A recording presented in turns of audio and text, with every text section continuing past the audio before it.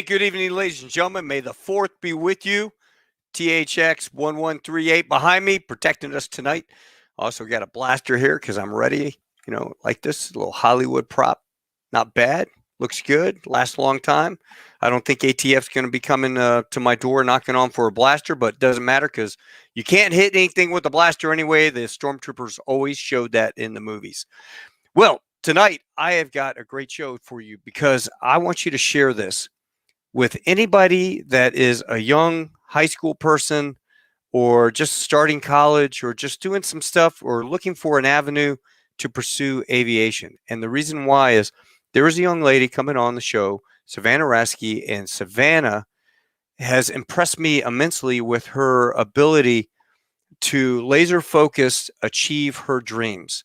And she's going to tell us tonight how she's done it, how she went that route, and she's going to become an F-35 pilot with the Alabama now National Guard. She's changed units from Utah over to Alabama, and tonight is her story.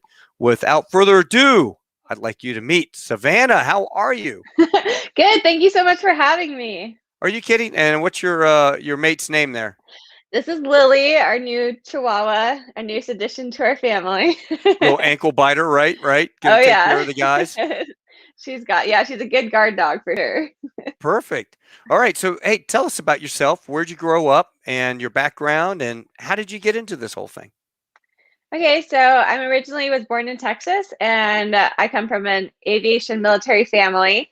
I grew up in Orlando, Florida, so I lived here in Florida most of my life, and then I went to college in Idaho. And while I was in Idaho, my father, who used to fly F-16s and then C-130s, he told me, that I should join the Guard.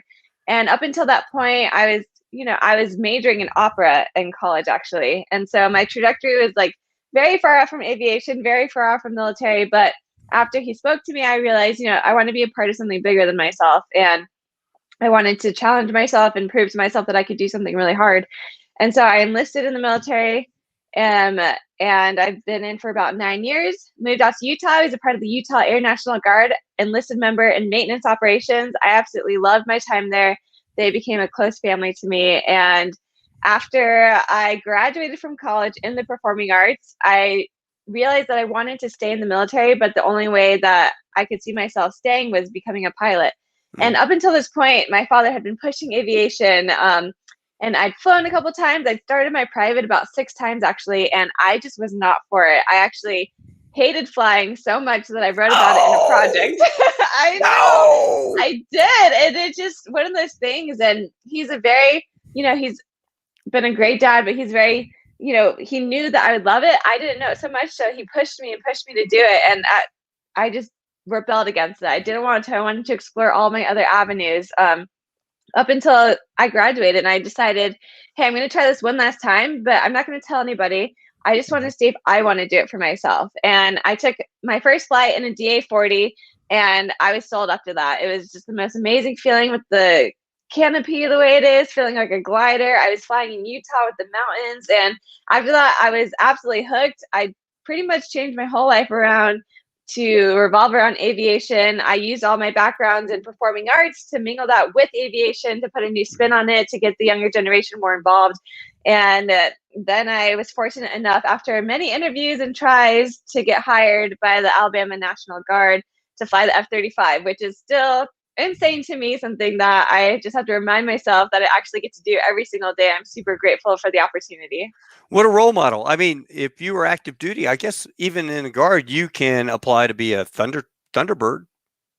Yeah, if I'm active duty, I could. And or even the F-35 demo pilot right now, Beowulf, she's a female, so it's been really cool to look up to her.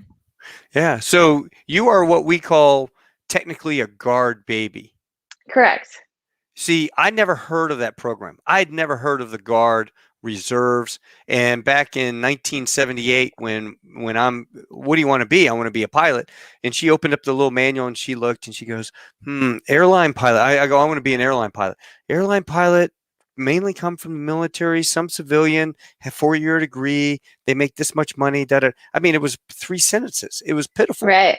And I never knew about that. And so when I was in college, I joined Army ROTC. And then from there, joined the Marines because they had a guaranteed flight contract. The Navy guy, he's like, what kind of math do you take? Oh, the math 101 with all the basketball and football players. And he's like, no, all of our pilots are hard calculus. It could take some calculus, come back and talk to me. And I'm like, oh, okay. Dang. And then the Air Force guy, he was like, all of our pilots come from the academy. I'm like, how about ROTC? Yeah, if they have ROTC. No, we don't have it at our school. Oh, sorry. Wow. And so then I'm in senior year, and I've already committed to the Marines. I've gone through OCS and whatnot. And I'm at a party in Maryland, and I meet this guy, and he has the flight jacket on. Now, we busted a couple people because Top Gun came out, and people would buy flight jackets and pretend they were pilots. So this guy had Second Lieutenant Smuckatelli Air Force wings, and I go, oh, so you're a lieutenant in the Air Force? He goes, yeah, Air Guard or reserves. I can't remember. It was Guard maybe out of Maryland. Yeah, I fly 141s or something. And I go, oh, wow, cargo planes. That's cool. So when did you graduate from school? Are you back here visiting a girl? And he goes, oh, no, this is my senior year. I'm graduating in May. Now I'm thinking red flag. He's a poser. Because you can't be a pilot without or officer without a 4-year degree. And he goes, oh no, my guard unit commissioned me and sent me down to flight school. I already know what airplane I'm flying. I got done, took a year off, went through the RAG, flew this. Now I'm back here finishing up my senior year. I'm like, I'd still be a Marine, but knowing what I know now in 1988, that guy, I guarantee you, got hired in the big hiring wave at American in 89 or 90. You know? So had I known what you know now. Exactly. Geez. So how was it? You worked in operations, you said? Or yeah, I was in maintenance. Yeah, maintenance operations. So we were doing a lot of the debriefing of the pilots. It was a great way to kind of see the behind the scenes of the enlisted crew. I really enjoyed my opportunity being enlisted and seeing how, it's really important for officers to treat their enlisted personnel with respect and on the same level. And so I'm going to take that with me as I become an officer. But like you said, the Guard is like one of these secrets that people don't seem to know about. And it's just like this really wonderful opportunity. And every time I talk about it, I get messages all the time. I answer the same question over and over again. Like, what do you do? How did you get there? What is the Guard? I didn't know about it. Like, you're a part-time pilot. What is this? Like, I don't understand.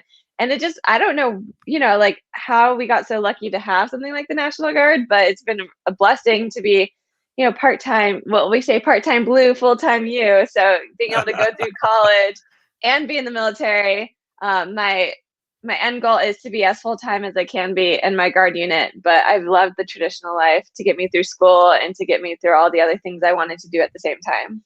Well, I put down here, if you're interested in a career in the Air National Guard or Reserves, check out this link, and it's Bogadope. Have you heard of that? Yeah, I love them. Bogadope. Yeah, I send that link to so many people when they're asking for how to apply to be a pilot, because that's how they list all these units that are hiring, all the requirements, really good POC. So that's a really great resource for anybody looking to fly for the military.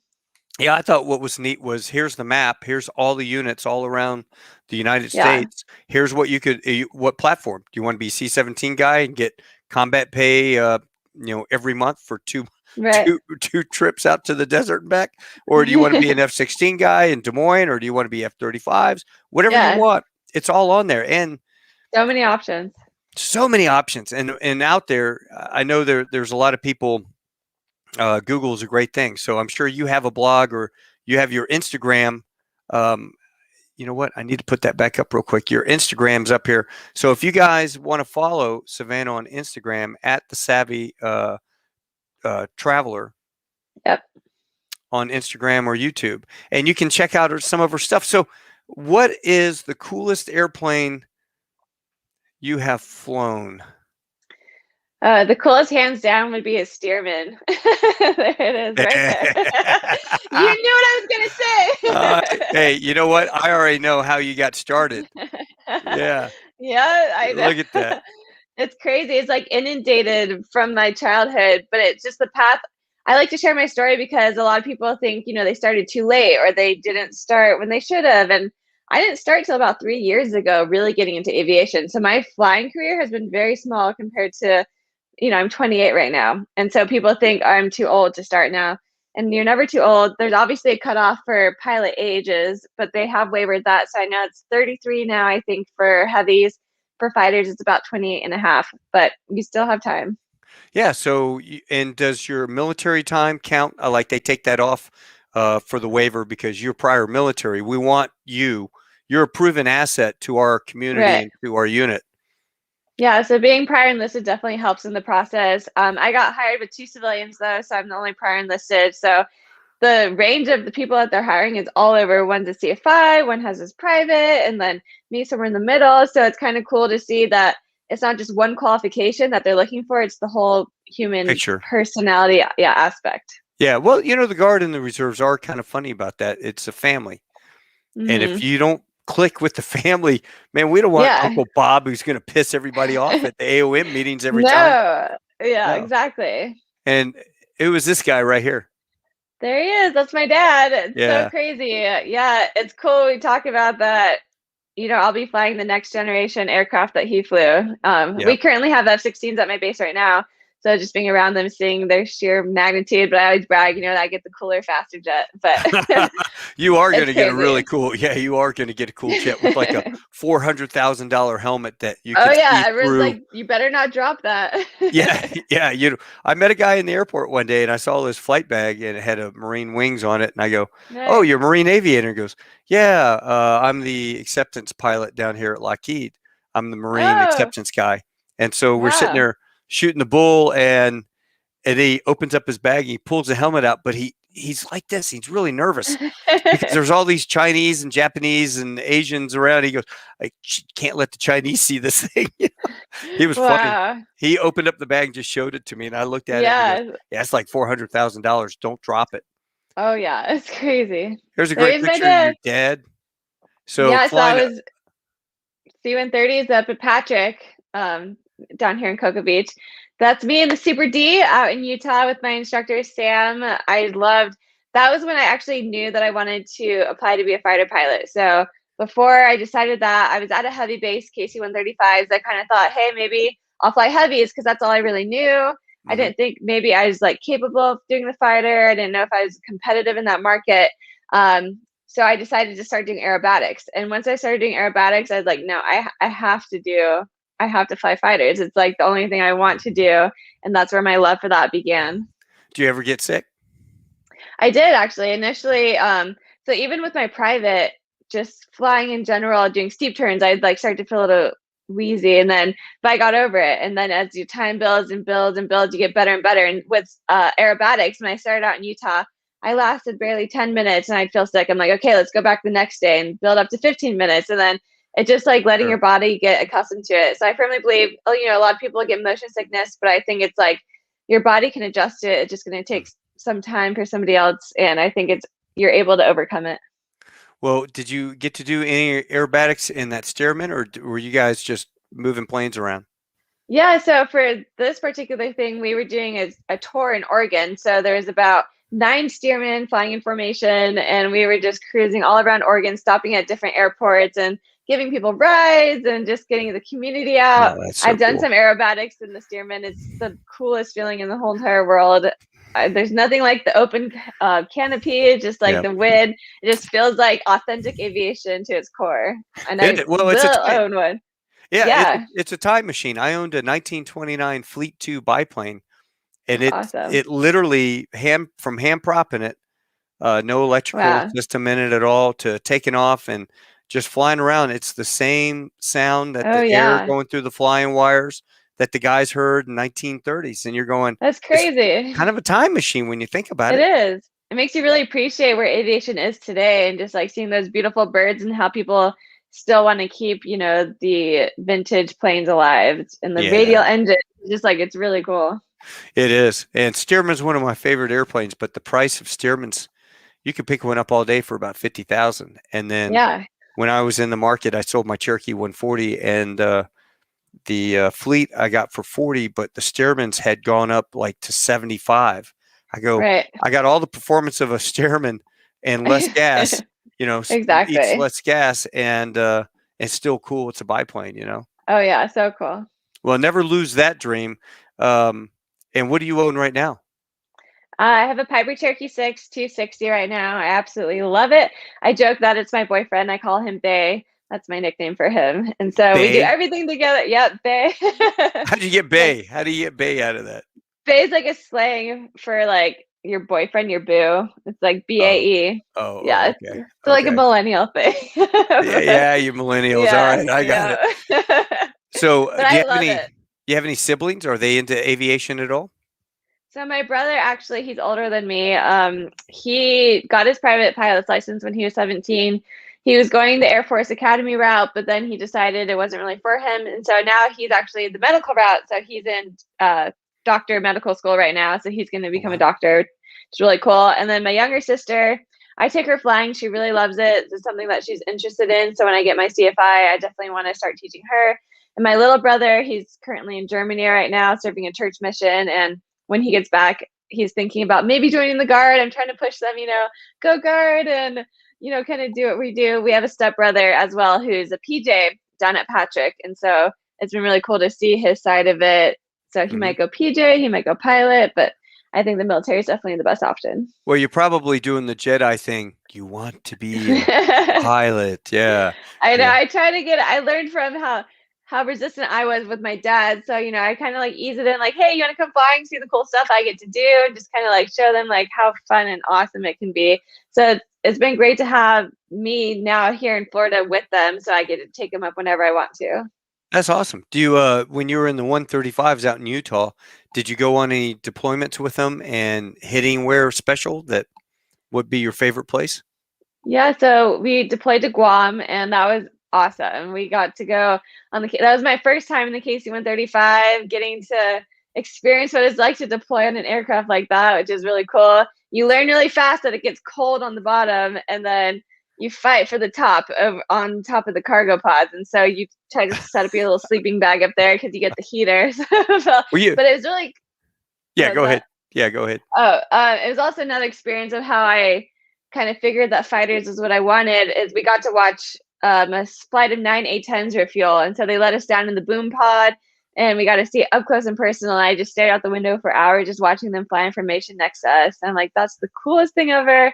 It was just a great experience, and it was super awesome that they let us, get down in there and see what the booms got to do and how they interact with the fighters and how it's one team, like one mission. Well, you experienced the guys sitting up there shooting the bull in the cockpit, eating their Subway sub, drinking a Oh Coke, yeah. and the fighter guy does his rolls around him after he gets his gas, and he's like, hey, watch this. We literally did that once, these That's F-18s, and awesome. I knew the guy. I'm like, hey, Scott Bedgood. Hey, man, Scott, could you give us a little air show? So he pulls up in front of us, does a bunch of aileron rolls, and Yeah. we were joking about, yeah, man, hey, we got a sub. We're eating our sub while we're watching you. And, do it again because the guy just went to the bathroom. Hold on a second. I So, know, that's awesome. yeah, hey, fly cargo, time to spare, fly by air. We used to, Yep. you guys would go on top of the cargo pods. I would take a hammock and I would string it up over the ramp Right. in the back. So you had all that Yeah. cold air and the hot air coming over the top, and you put a sleeping Yeah, bag everything. and you're Nice. perfect. Or if Best you of did, both. yeah, it was comfortable. Or you want to dampen out, we had a big fuselage gas tank, and we put bubble wrap underneath it, and you would slide under there as long as you weren't claustrophobic, because the bottom of the Yeah. tank was Right. right there from you, and you could crawl under there. Nobody would step on you or step over you trying to get to the bathroom. But Yeah. yeah, so Guam, were you out there by chance when that B-2 crashed? No, we were not. Did you see any remnants of it? I mean, they must have cleaned that up pretty good. Yeah, I was out there in about 2012, I think. Yeah. Did you run hash out there? Did you do any hash runs? Nope, I was in the PS&D office, so I was on the flight line, just kind of in there most of the time. You know what Um, hash? You know what hash runs are? I don't know. Oh, well, they do them. They started by the Brits back in the 30s. So you go out and you run like 5 or 6 miles, and then you get done and you drink beer and sing Irish songs. You gotta Oh, check it out. really? It's actually, yeah, Yeah, I it's all didn't see around the any of world. that. Really? That's Hash House, awesome. Hash House Harriers. So you gotta definitely check that out, and you'd enjoy it. So Cherokee 6. Any exciting things happen in the Cherokee? Any emergencies? Anything happen that made you go? I think when I was initially learning to fly it, sometimes we had some fuel starvation moments because I wasn't used to the four tanks this time. We had the two mains, the two tips. And Right. so I was used to flying, with it on both most of the time, or just like a left or a right. And then just getting used to like, okay, I need to check my fuel a lot more often, especially when it's on the tip tank. So we had a little sputtering of that, but it was good, getting the fuel flow down really well. But probably the biggest memory is I would do a lot of pilots and pause rescue missions in the six because it's perfect to carry dog crates. Yeah. And me and my co-pilot, we were flying from Utah down to Arizona, transporting 5 dogs, and we get to the Grand Canyon, and it's a special corridor, so you have to Hmm. be at a certain altitude to go through it. And so I'm climbing, and I'm like, man, my plane isn't climbing. Like, I can't get to this altitude. And I didn't understand why. I'm like, we're not overweight. Didn't really make sense. And so we decided to divert to Page. It was just over to the left. And so we land there, get some fuel. I do a run up. My mag is completely out. And it was totally fine when I had left Utah. It was just dead, absolutely fried.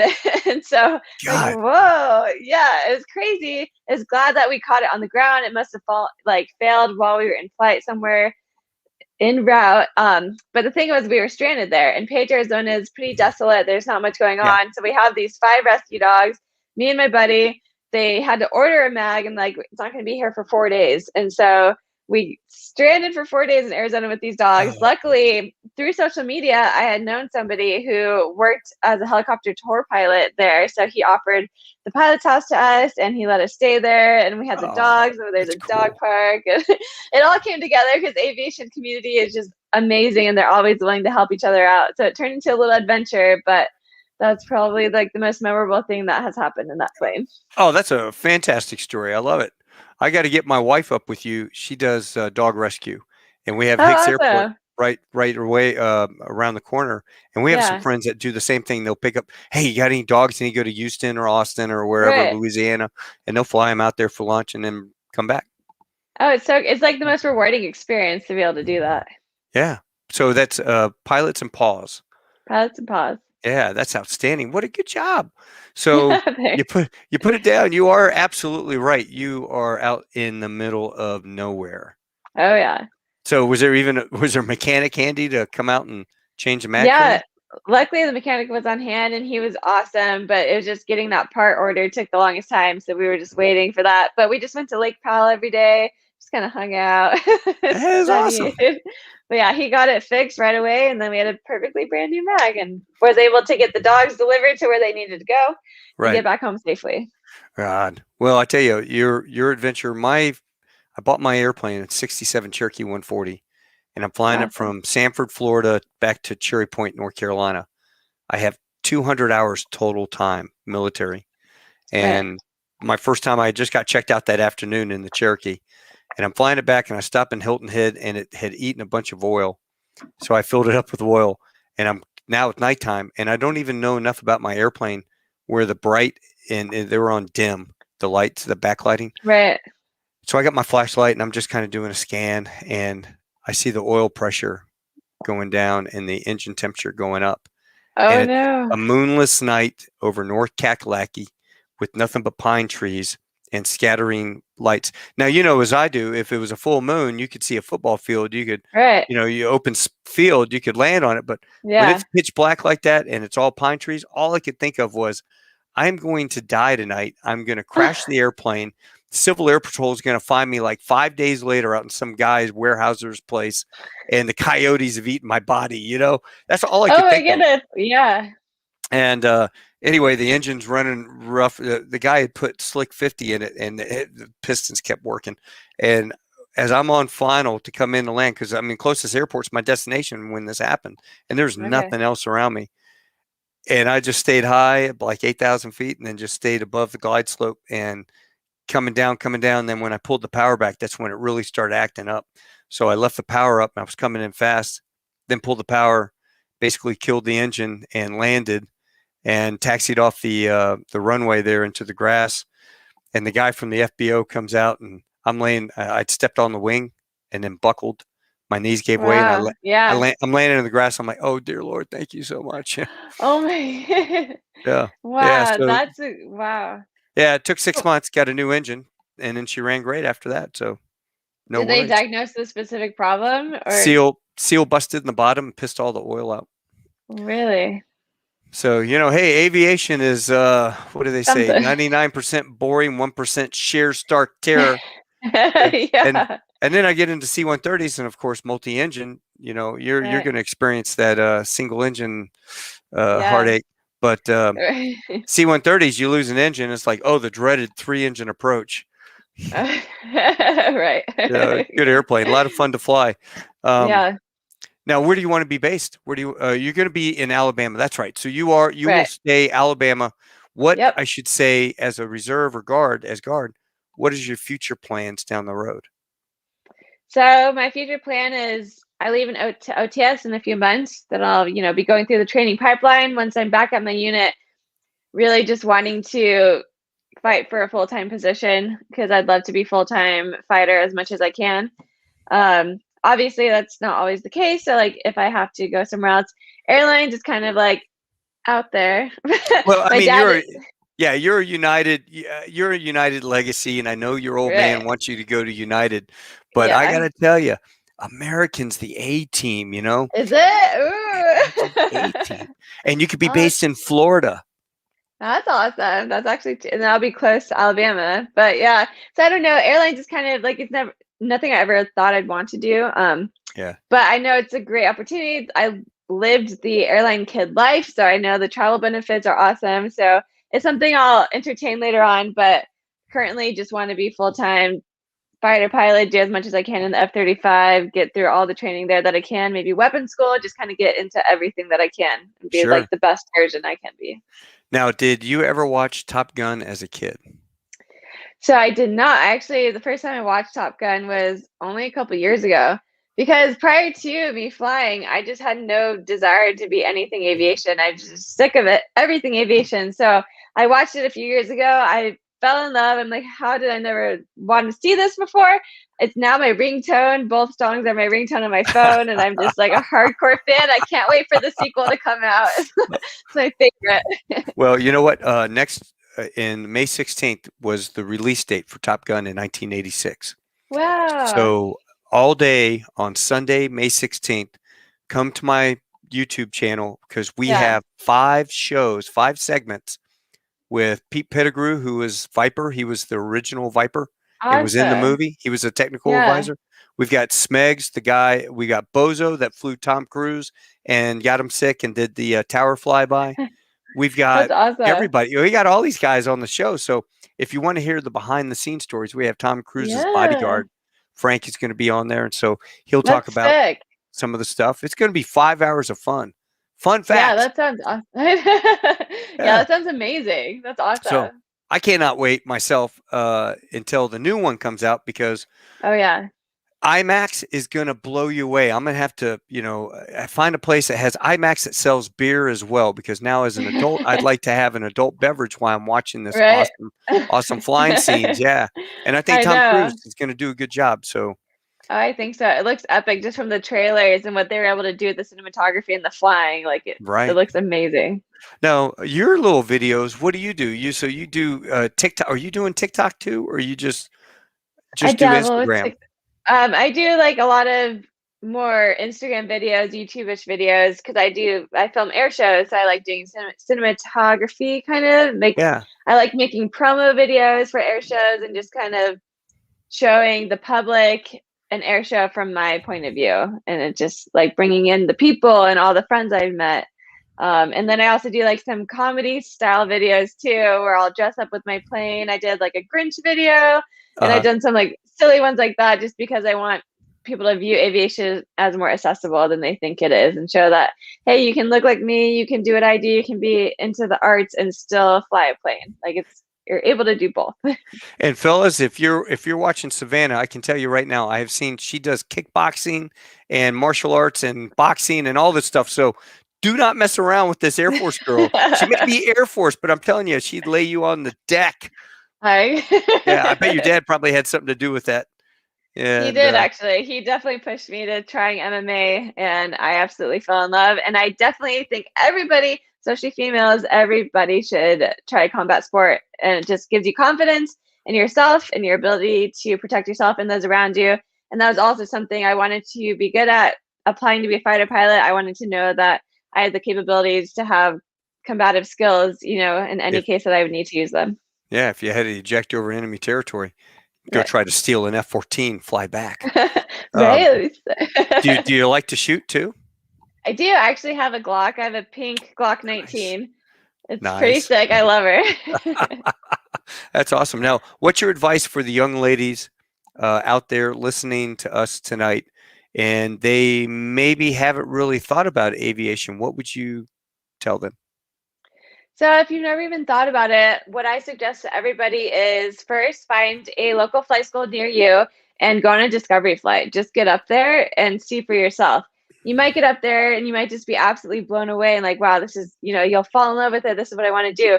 Or maybe you'll be like, hey, this looks really hard. I don't know if I can do it. In that case, just look out for everybody around you, like, hey, they became a pilot, then why can't I become a pilot? And that's kind of how I keep my mindset when I'm going through a new rating or trying a new challenge. I'm like, all these other people have done it. What makes them better than me? Like, I can do it too. And so Mhm. keeping that mindset and knowing it doesn't matter, what you look like, what your gender is, the plane doesn't care. The plane just cares how well you studied, how well you know it, and how much effort you're willing to put into flying it. And so with that mindset, I think it just like an equalizer, it's an even playing field.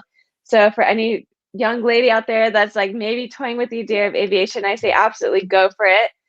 Book that discovery flight, talk to a flight school, weigh your options, do your research knowing, hey, do I want to go part 141, part 61? And kind of think of the future. Would I like to fly for the military, for the airlines, be a bush pilot in Alaska? There's so many options and there's so many female examples that are doing exactly what you want to do out there.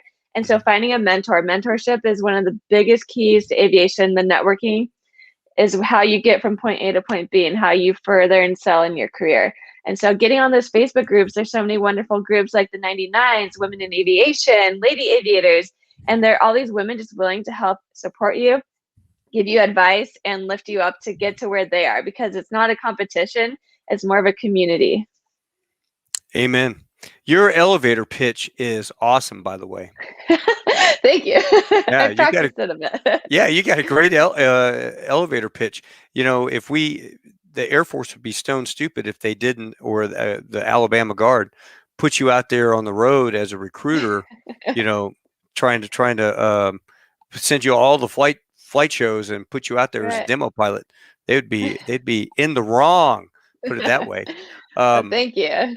yeah, you bet. And I get this out here. If anybody wants to ask Savannah some questions, they can type it up and we can see it. Can you see the comments on the right hand side? Yes. You know, I've got somebody else. If he's around, Bob, are you around? I got your dad. My dad Yeah.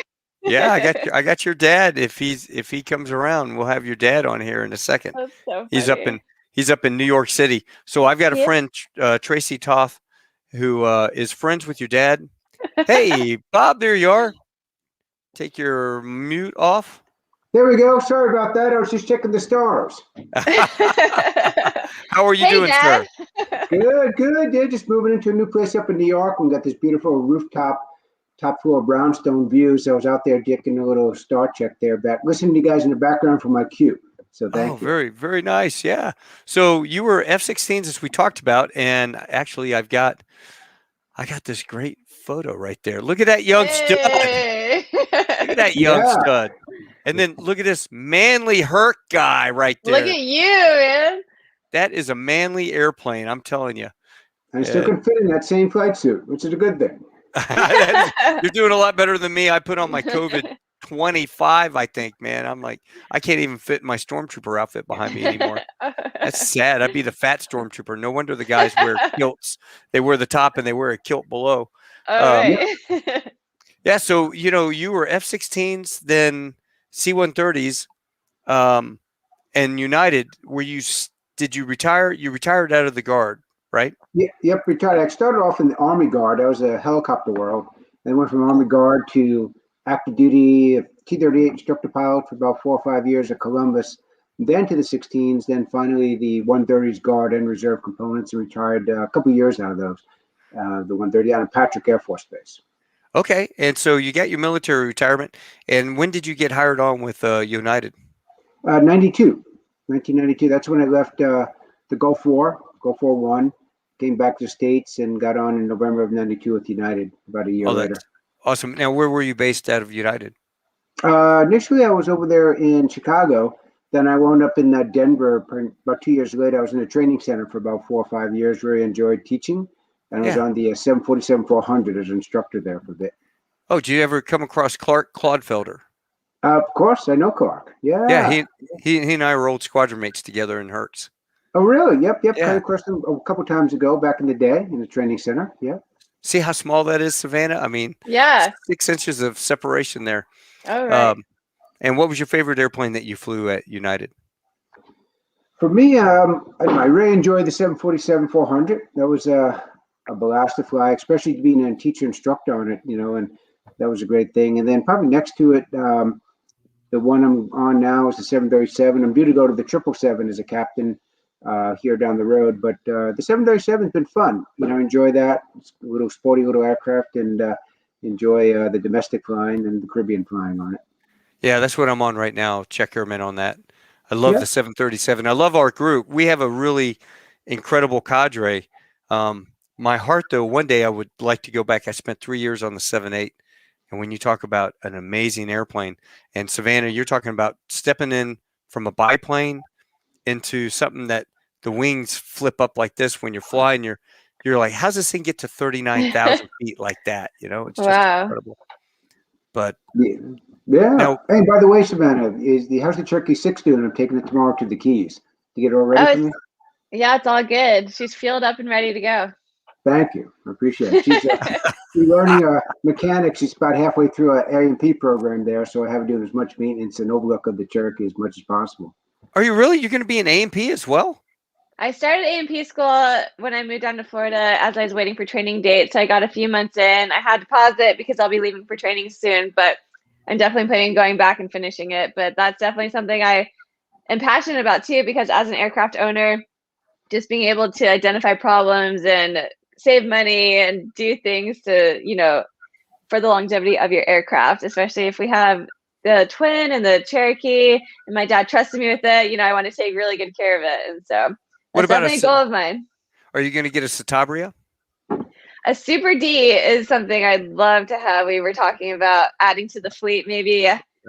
That's a little more expensive than I could afford, but I would like a 7 ECA, just a basic. Take the door off. It's about as close as I can get to my biplane, I think. Sure, yeah, exactly. And go out, put a parachute on, go have some fun. Oh yeah. Now, do you go into schools and give talks, or women in aviation? Do you participate in any of those programs? 99ers talks?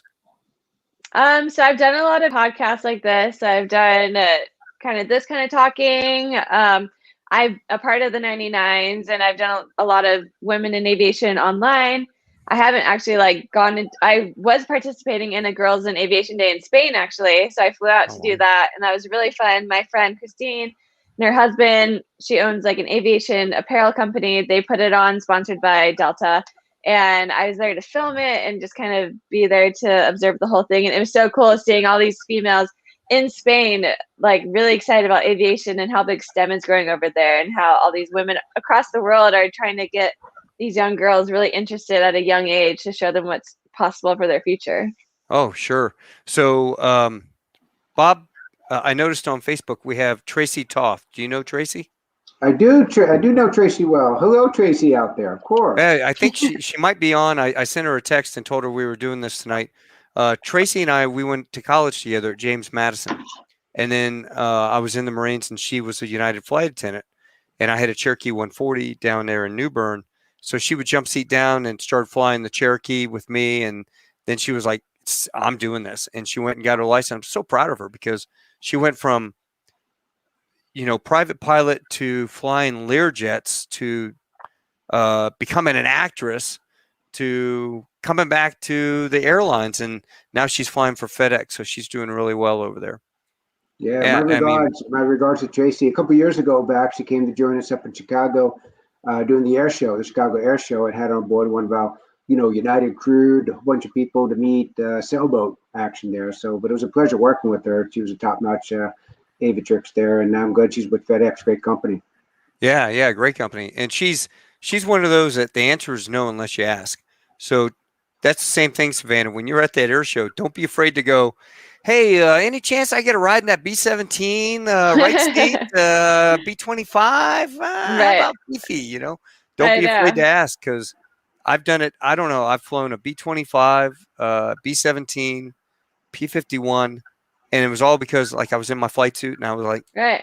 the answer is no unless you ask. Got a ride in Yeah. the back of an F4 Phantom out in Hawaii. That's awesome. Yeah, you can't beat that. Mach 1.2, and then landed on No, an aircraft carrier in the back of a A4. So just remember, the answer is always no unless you ask, right? it's very true. That is. So anything else you would like to pass on to our folks out there? Or how about Bob? Bob, how about as your incredible daughter who is so focused, and I wrote, radar lock or what I put in for the introduction for the show because your daughter is one of those people that found a passion and you were able to what did you do to get her so maybe some fathers out there can hear the path that you did to kind of get her going that direction? Well, it's kind of like as most fathers, moms, dads, they always want the best for their children, depending if they want to follow their own career path, like us as pilots. So that's a natural tendency. If you're a doctor, a pilot, sometimes you want your kids to be like you because it's a great world, you enjoy it.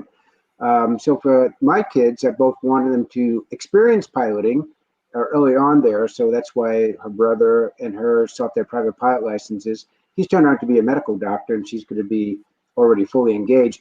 But there was a lot of resistance. I mean, and folks, parents out there know that it's not easy. So the best thing I've learned over life is, I just listened.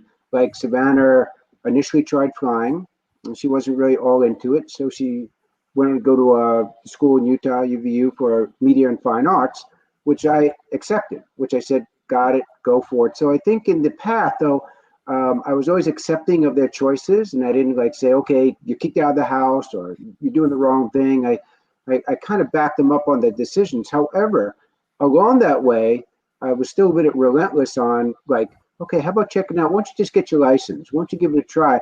So I always was in the backdrop, just encouraging them to alternative paths. And like Savannah, one of the big things for her was the National Guard out of high school, which a lot of people, don't want their kids to be in the military. There was some resistance to that. Mhm. But, today they're the proudest parents in the parent. Everybody in the family loves Savannah's pathway. And the point on that is, you sometimes have to do a little pushing, a little nudging, then you back off, and you let your children try and see what's going on, and then you jump back in the game. But I was pretty steadfast along the way of keep exposing them to flying opportunities. And then, of course, Savannah one day just jumped back in the airplane, and then from there I couldn't stop her. She was flying more than me, doing more, way more than me, like F-35 guard. So she surpassed me in many ways. Finishing of a master's degree at Riddle, and so the point being is, my Wow. advice is set the path, push them a bit, back off when you need to, support what their alternative way is, and then along the way maybe re-engage them there because a lot of times kids would just say no. Right. We don't want to do it, don't not into it because they don't know anything about it. You have to expose them in different ways for them to say, I want this. Because when somebody says, I want to be a pilot or I want to be a doctor, from then on, it's just support system engaged. Well, my 18-year-old, she started a long time ago. I want to be a forensic anthropologist and work for the FBI because she liked that TV show Bones. And Of then it was course. like, well, I took her shooting. Then it was like, I like shooting guns. I just want to be an FBI agent. And I'm like, I'm so proud of you. And then now Yeah. she's going off to Texas A&M, and I'm going, you ought to think about Jim Olson's down there. He's a great guy. He's number 3, retired from the CIA. He's got a program down there. They hire a lot of A&M guys to be analysts at the CIA. Might be something to think about. That's awesome. Yeah, More but power to her. That's so cool. it would be cool. If she was FBI, I'd be so proud of her. And then Oh yeah. my middle daughter wanted to be a vet for a while, and now she's kind of just not anything. And then my son, he goes, Well, Dad, I always want to be a police officer, and then I want to be a fireman. And then it was a police officer and fireman. And then one day he goes, "Hey, what's more expensive, a fire truck or a police car?" I go, "Oh, fire truck. I mean, they're really expensive." Yeah. You know what, Dad? I'm going to be a policeman then. I go, "Why is that?" And he goes, "Because I can't afford to buy a fire truck." Oh. They don't make you buy your police car or your fire truck. We buy it as citizens, taxpayers. Don't worry about it. That's He was so just cute. he was like 8 years old Yeah. when he said that. That Oh, was funny. that's so sweet. So we'll see what happens, and I just hope, as your dad said, as my dad told me, you could be the world's best ditch digger, and I'll be so proud of you. But whatever you do, do it well. And I Right. got to say, young lady, and I'll call you young lady because I am old, but you are phenomenal. And for all Thank the guys you. out there watching this, folks, please share this with anybody that has a young teenage daughter, because one of the focuses at United, American, Delta, and the other airlines is to try to expand minorities, females, get more inclusion with the different groups, right? And Right. it's, we need it, but we don't have the days of Mitch Bell, 6 years old, sitting in the jump seat of an American Airlines 727 from Right. DCA to Knoxville, and the captain, cool captain, with his big Ray Bans on and the paper charts hanging over the visor, and the engineer giving me his whatever he had, and the guy smoking a cigarette. I mean, those days of the cockpit door open, you just sitting there checking out the pilots. Well, that's all gone. Yeah. That's taken away so many dreams, I think, because now we just close that cockpit door and we're just this entity, the voice that comes over the PA. There's Right. not, I don't like that. So when I go back, I always go back and I thank everybody, first of all, in first class. And I'm like, you guys pay my salary. I appreciate you. My family appreciates you. And then, I get on the PA and I tell everyone, hey, thanks so much, and blah, blah, blah, blah, blah. And Right. then I get on there, hey, as a retired Marine, do I have any Marines on board? Raise your hand. And I always tell the flight attendants, I go, keep an eye out for all the hands that go up, because Yeah. those are your trusted agents. So if something goes wrong, you go grab that guy. And that True. big burly dude, that Marine, he's going to monkey stomp the living hell out of that guy, and you Oh, won't have yeah. to worry about it, right? So I go, watch this. And I go, hey, how many Marines are on board? Raise your hand. Free drinks for any Marines on my airplane. And you'll get one or two, or I won't get any. If I don't get any hands, and I'm standing in first class looking back, I go, oh, yeah, okay, I found the Air Force guy. There's the Army guy. And they all start laughing. And, then I thank all the branches. And it's just to make it more personal, because Right. I don't fly for FedEx. I could go back and talk to the boxes all I want. They don't care. But Right. I care about getting you and your family to our destination in a timely, safe manner, and to make a little personal experience too. But you would be awesome as a recruiter for American Airlines. Yeah. I know you want United, but one day think about it down the road, okay? I'll definitely keep it up here. I know your dad wants you to come over to United so bad, but I've got Randy Stillinger. He's our Veterans Initiatives guy. He does a great job. As a matter of fact, he's got me set up talking to Woody Williams on the 12th, who's the last World War II Medal of Honor recipient. And we're doing a big talk for any American Airlines employees. So if any of my buddies at American are listening to this, contact Randy Stillinger at American, and you too can come see Woody Williams. And then, of course, Javier, he's a buddy of mine. As a matter of fact, Javier is going to be on that Top Gun. He was on the aircraft carrier when they filmed all those scenes. Wow, that's so cool. Yeah, and the scene where Tom Cruise throws the dog tags? Yeah. Mm-hmm. They shot that like 8 times. So they used all the extras dog tags. Like there's Cougar, Really? there's so-and-so. Really? He chucked all those guys. You're going to learn all these secrets about how they That's filmed so the movie. cool. And Yeah. Javier was on there. So he says, you're a Mustang, is what we call in the Navy and Marine Oh, Corps, somebody I that like goes it. from, you go from enlisted to officer. We call you Mustangs. That's awesome. And of course, Brian's giving me grief saying 1978. Yes, Brian, I was in junior high in 1978, not high school or college, junior high. I know I look old, but I'm not that old, not yet. But anyway, hey, I can't thank you enough for you guys coming on here. And if you guys hang out for a minute in the just wait a minute. I'll get back with you and we'll talk because I've got a gift for you all for being on the show. I give all my people. So listen, I've got no other questions, but if somebody wanted to contact you, we could do this, put this back up, and they can contact you down on that Instagram address, right? Yep. They can send send me a message and I will get back to every single message I get. You are awesome. And more videos, flying videos, have some fun. I love it. It's fantastic. And Bob, your daughter does a great job on those videos and promoting. She is an ambassador. That's what your handle should be. Fly Girl Ambassador of the Skies or something. You do a great job. All right, you all, I'll be back with you in a second. Thanks again for joining me tonight, and all the people out there. This will get shared and picked up later on. So it's my endeavor to try to be an ambassador to all the young, interested female aviators that want to join our program, like American, I think United as well. Bob, do you guys have the academy going? We do. We have the flight school up and running. We own it, operating it. It's through the Aviate program, Flight Academy there. So going well. Yeah, American Airlines has a flight academy that they've started. And it's kind of incredible that you could go get your license and build up all your time and then go to a regional and then do the flow through. So neat program. Because if you don't go military, Uncle Sugar doesn't pay, for all that flight time, then you got to come up with a way to be a flight instructor and work that angle. So yeah, and all the airlines are doing that. There's a lot of scholarship pathways. So the future is such that all the airlines are going to be supporting scholarship-wise, promoting all opportunity for all. So it's a good future. If anybody considering it, the pathways are being wide open for you. Coming out of COVID, man, it's going to be one of the greatest jobs going for the next 10 years, 15 years. Oh yeah, and actually we were losing 800 guys a year for the next 10 years. And we took a bunch of early outs, right? But then that's just COVID has pushed our hiring back at least a good year and a half to almost 2 years.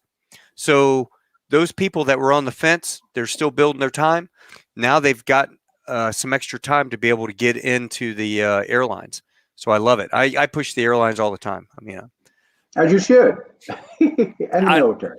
I love my job. I love my company. I love flying. I miss being on the line all the time, but I do enjoy instructing, and I can't wait till we get the new hires because now you're really teaching. You're teaching a guy how to fly the airplane, and then next month you go on the line, and you might get the guy for IOE, which is incredible. So guy or girl, I should say, person, pilot, aviator, extraordinaire. But you guys, I will catch up with you here in a little bit. And if anybody has questions, they can definitely reach you on a DM to your Instagram or YouTube, which you'll be able to see. And if you stick around for a second, I've got a brand new, my buddy Michael Costanza does my little graphics. And he has made me the coolest intro that I'm going to use for the Top Gun Day. You have to tell me what you think. All right. Yeah. All right. Hold on a second. Here we go. Folks, thank you for joining us tonight. Bob and his beautiful daughter, Savannah, who is not only working on her A&P, got her master's. I mean, holy moly, this girl's going to be a general in the Guard one day. Mark my words. Put it down. Taco Bell said, when I'm 70 years old, this girl's going to be a general. And I guarantee you she will. So until I see you next week, don't forget, next week, I've got a guy kind of like Savannah, but he's a news reporter. And PETA, he has basically flown 35 different military jets, including the B-2. And we are going to have such an incredible time next week. Let me make sure I got the time straight for next Tuesday as we go out with a bang. And following next Tuesday, we also have our so next Tuesday is going to be Jeff Bolton, who is going to talk about his movie production stuff and all of the airplanes that he's been allowed to fly by the military through all the branches. And his love of veterans has, I met this guy years ago, and he's incredible, embedded with the Marines. And then on the 16th, we have our Top Gun Day special. So if you have a chance, tune in Tall Tales with Taco on Sunday the 16th in conjunction with Top Gun fan club page, Michael Sheriff over in Scotland.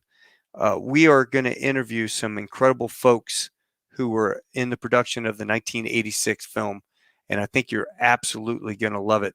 And as always, may the 4th be with you. TX 1138, THX 1138 says hello, and we'll catch you guys on the flip side. Adios, hasta luego, auf Wiedersehen. Tschüss, sheshene, au revoir, domarigato gozaimasu. Tell me what you think about this in your comments. Ready?